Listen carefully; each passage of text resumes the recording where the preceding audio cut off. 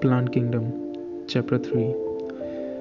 In the previous chapter, we looked at the broad classification of living organisms under the system proposed by the Whittaker in 1969, wherein he suggested the plant kingdom classification with Monera, Protista, Fungi, Animalia, and Plantae. In this chapter, we will deal in detail with the further classification within the kingdom Plantae, popularly known as the plant kingdom.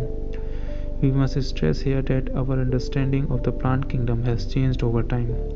Fungi and the members of the Monera and Protista having the cell walls have now been excluded from the Plantae through earlier classifications placed them in the same kingdom.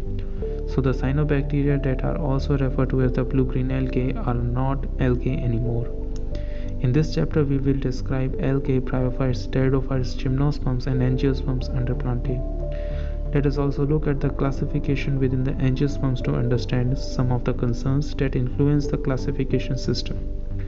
The earliest system of classification used by the gross superficial morphological characters such as the habit, color, number, and shape of the leaves, etc.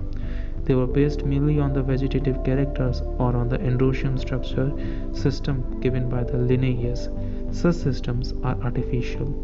They separated the closely related species since they were based on few morphological characters.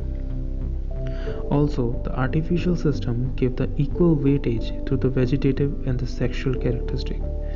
This is not acceptable since we know that often the vegetative characters are more easily affected by the environment as against these natural classification systems developed which were based on the natural affinities among the organisms and consider not only the external features but also the internal features like ultrastructure, anatomy, embryology, and phytochemistry.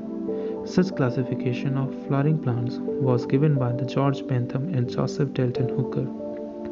At present, phylogenetic classification system based on the evolutionary relationships between the various organisms are acceptable. This assumes that the organisms belonging to the same taxa have common ancestor. We now use information from many other sources to help resolve the difficulties in classification. These become more important when there is no supporting fossil evidence. Numerical taxonomy, which is now clearly carried out by the using computers, is based on observable characteristics. Number and codes are assigned to all the characters and the data are then proceed. In this way, each character is given equal importance and at the same time hundreds of characters can consider. Cytotaxonomy, that is based on the cytological information like chromosome number, structure, behavior, and the chemotaxonomy that uses the chemical constituents of the plant to resolve confusions, are also used by taxonomists these days.